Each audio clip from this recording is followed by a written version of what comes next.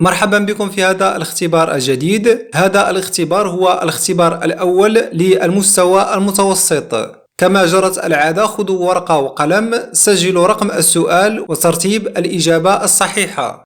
الاختبار يبدأ عند 3 2 1 0. انطلق.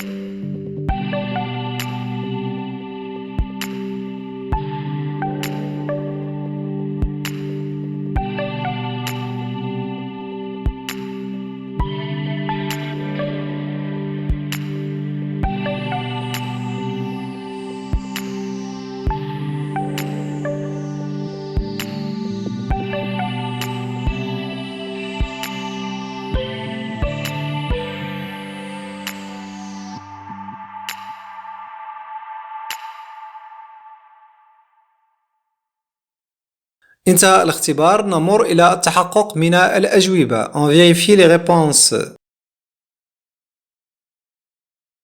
Pour désigner un être ou un objet, on utilise une expression qui évoque l'une de ses caractéristiques au lieu du mot précis. C'est إذا للإشارة إلى كائن أو شيء نستعمل عبارة تستحضر إحدى مميزاته عوض ذكر الاسم المحدد.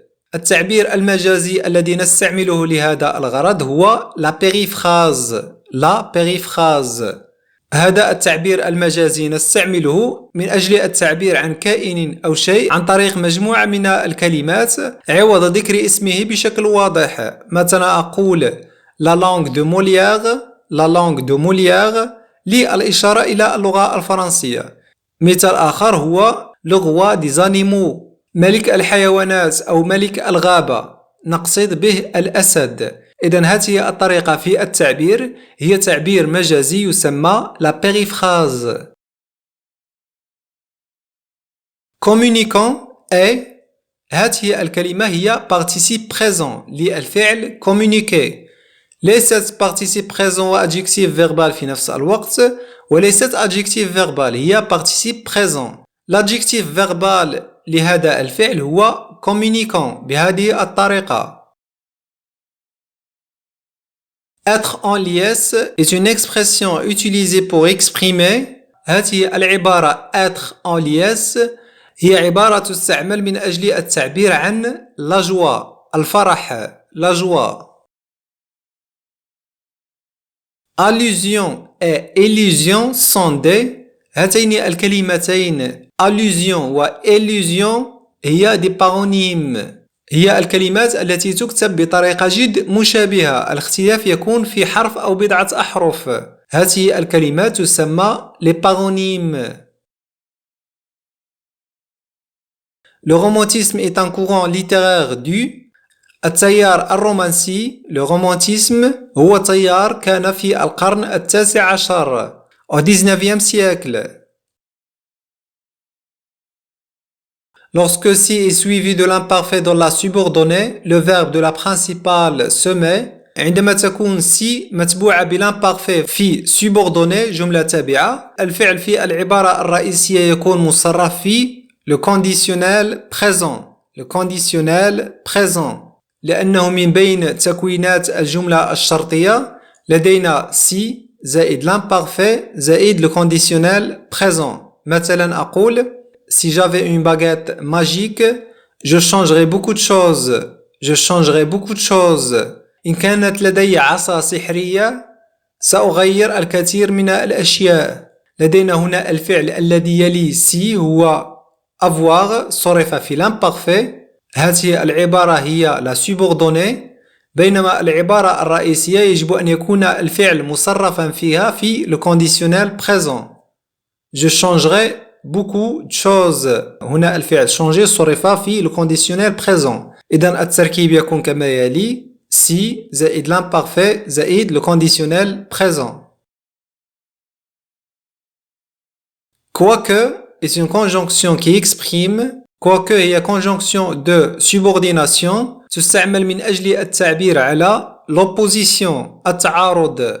مثلا أقول quoique riche elle n'était guère généreux. Le jeu de l'amour et du hasard est une pièce de théâtre écrite par، هذه المسرحية كتبها ماريفو، ليس ألفريد دو موسي وليس موليير بل ماريفو، وأنصحكم بمشاهدتها فهي موجودة على اليوتيوب. Dans un roman ou un conte, une personne qui aide le héros à réaliser son désir ou son but, c'est في رواية أو حكاية الشخص الذي يساعد البطل لتحقيق رغبته أو هدفه يسمى l'adjuvant. le destinateur، l'opposant، l'adjuvant هي عناصر من بين العناصر التي تشكل le schéma actantiel. le schéma actantiel يمكن أن نسميها في اللغة العربية الخطاطة العاملية، المهم هي تسمى le schéma actantiel. في هذه الخطاطة لدينا le sujet وهو l'héros وهو البطل، العامل المساعد يسمى l'adjuvant، العامل المعارض للبطل يسمى l'opposant. البطل يبحث عن تحقيق شيء، كات يقوم بالبحث عن تحقيق شيء الذي هو l'objet. العامل الذي يدفع بالبطل لتحقيق هذا الشيء يسمى le destinateur، العامل المرسل. والعامل الذي من أجله يتم تحقيق الشيء يسمى le destinateur.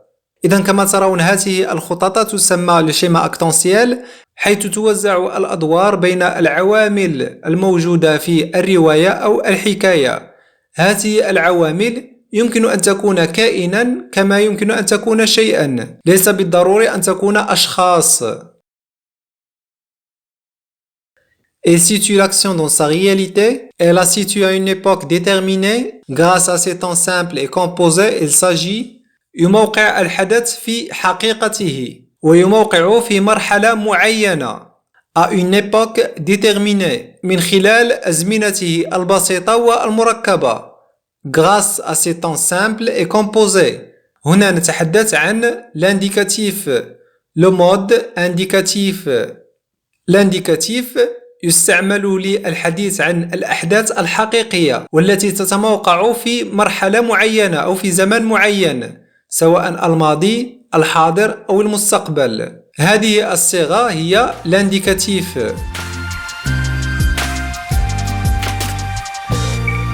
انتهى هذا الاختبار. إن كنت قد تحصلت على 8 أجوبة صحيحة على الأقل، يمكنك المرور إلى الاختبار الموالي عن طريق الضغط على هذا الرابط.